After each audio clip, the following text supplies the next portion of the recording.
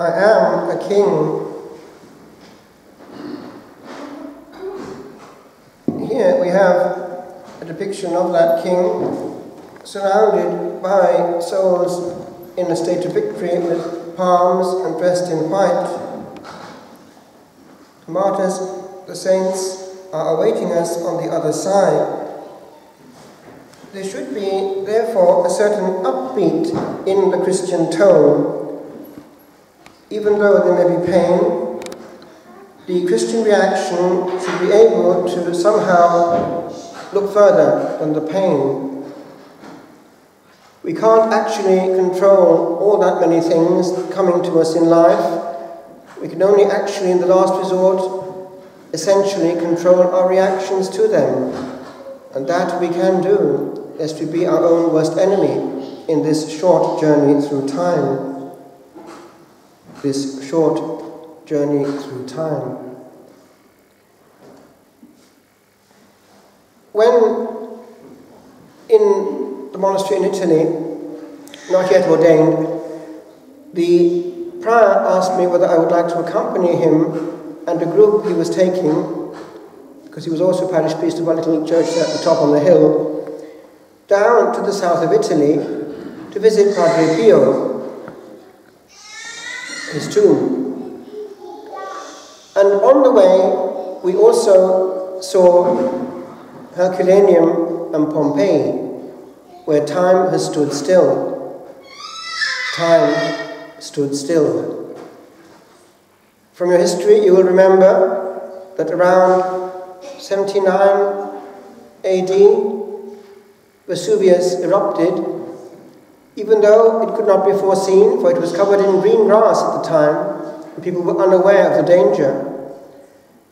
It completely covered Pompeii, and even hotter, about 5 times more, covered completely Herculaneum, which means that if you go under and start taking it away, you find Herculaneum still there. They're now working actually on precious things like manuscripts. Time has stood still. Actually, one can see how the lava had covered a little slave who was trying to escape. And he's like this. In the last moment of time, in the death throes, being covered in boiling hot lava. Time physically standing still for all to gaze at. But then it also hit me, coming back to that place some 20 years or so after being there before as a student when doing classics, how actually for us too something of that nature is going on. For 20 years is quite a long time, we think, and we go from stage to stage.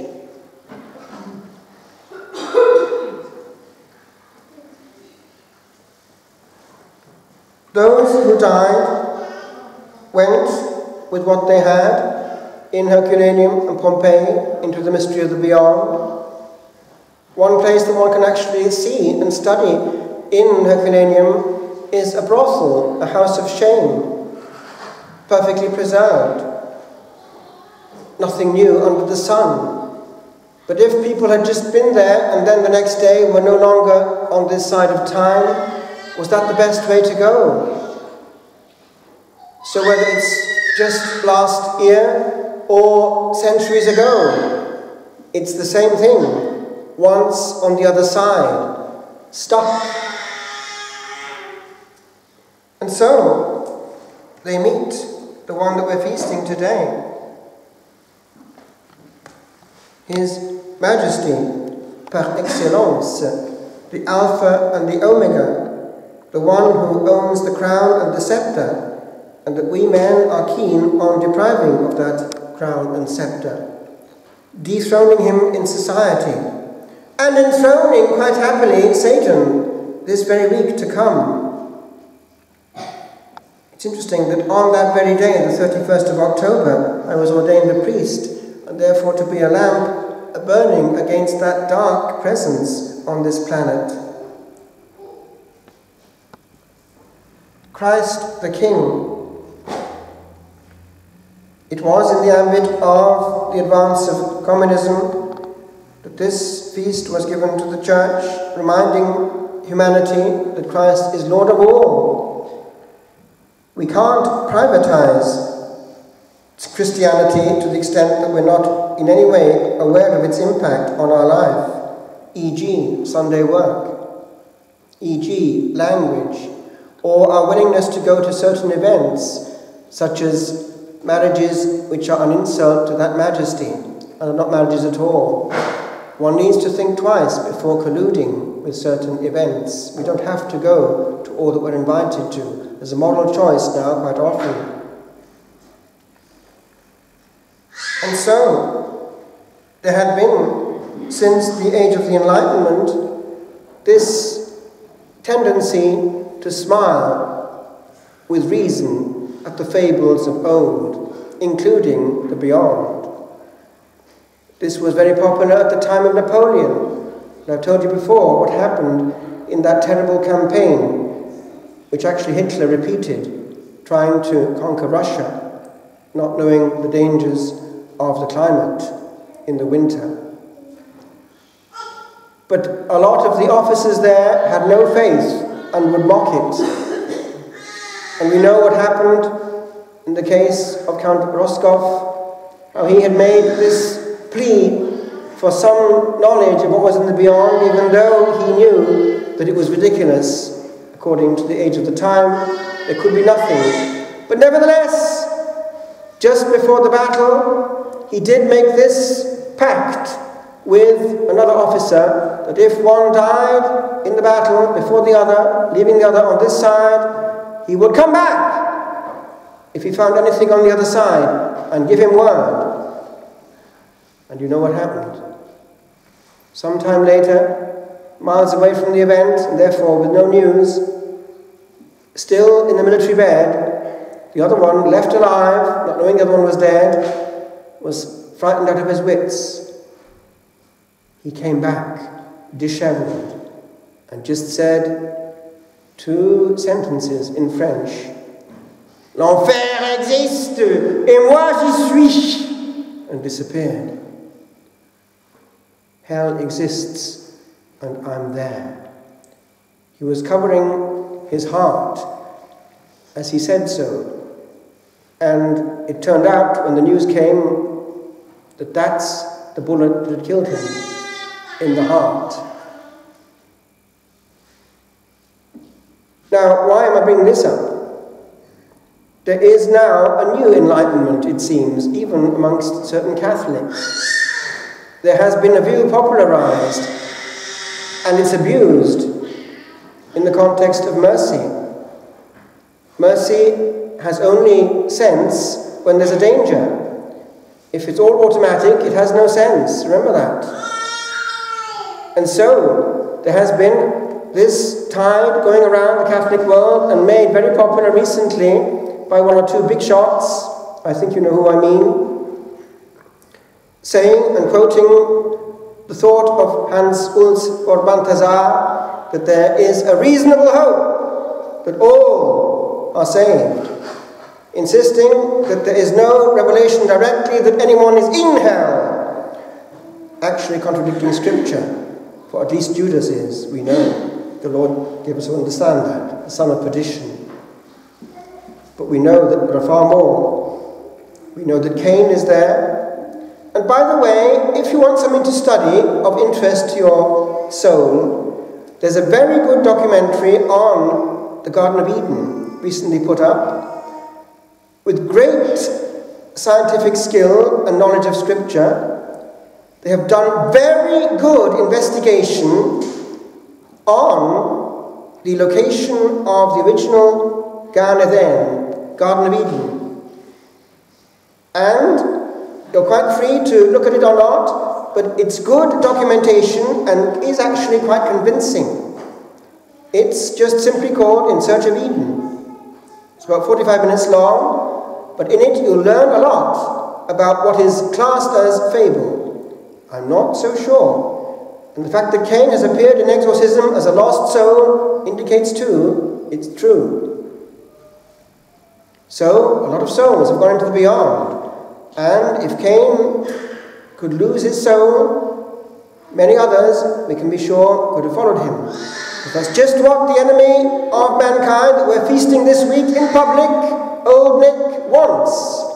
Immortal souls. So to, in some way, make sugary our king is also to dethrone him morally. We degrade him by withdrawing from him his rights also as supreme judge. And we do so subtly by beatifying a person at his funeral and so on. Well, let's get this straight. Nothing has changed. The Council Fathers did not vote out hell at the Second Vatican Council. If the soul has mortal sin on it at the moment of death, it can't metaphysically go towards the beatific vision. It just can't. It follows its weight. And how much of that is ever said in our pulpits today? The whole of modern society presumes that we're in charge of our fate and actually even of our eternity. We're not.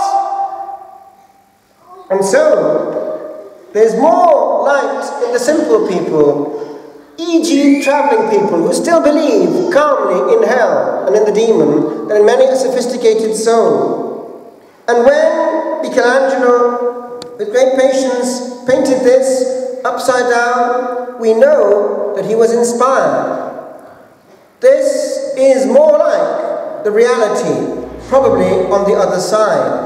All three levels are there. The saints in victory, those who are trying to get there from purgatory, and those who are not making it, and actually just discovering that they've not made it. And that's the horrible bit.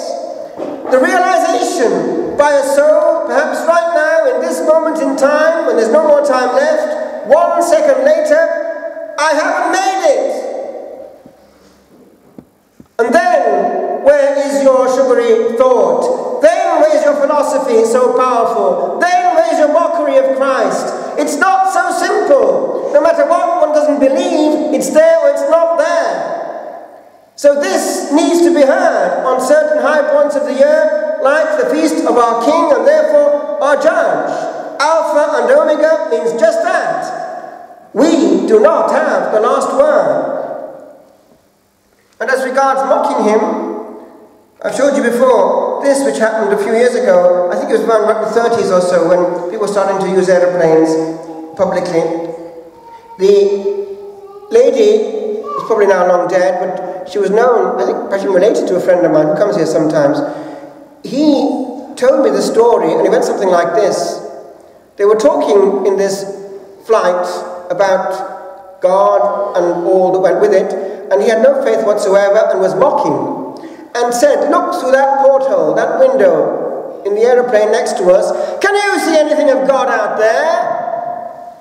And something prompted her to put her camera to the porthole of the little aeroplane, and when it was developed, this came out.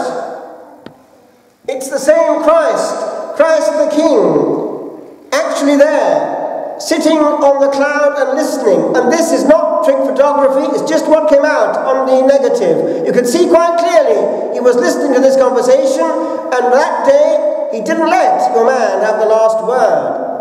He's courteous and kind, patient and serene, but he is King, and not we ourselves. I just conclude. That day, in 1996, at Herculaneum, I was so moved by this experience of standing exactly where I stood in 1975 before, that I just sat down and wrote this, thinking, I'm not yet a priest, this can go either way. What's going to happen? Where is time going? These moments are little milestones on the way. We come back to a place of history actually, and we think, put the brakes on. Time is coming only once. Only one thing can I do. Use the moment well, or let it fritter away.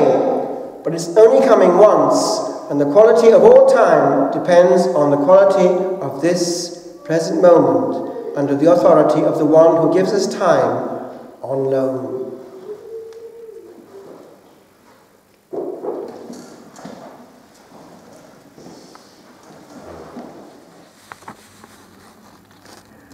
Ipsi peribunt tuautem permanes. Lines written at Herculaneum, years after it had been seen earlier in student days while studying classics, for Herculaneum had been completely covered by the lava of Mount Vesuvius and was a point of historical interest. We have been here before, and there are days that linger in the air and in the stone that bear the Prince of Man, whose treading stays not long the launched rayon that we own but for a summer's day, a yesteryear that flickered for a while. We are not here as long would seem, for very near to ours long cast is this vast hour we stare. Oh, yesterday, the day we did believe the trouble far away, yet now to stay. Could we the sigh of seconds once more heave, and this the weight of moments weighed, reweigh? Would we await tomorrow that may come or never come, ere ours have sauntered home?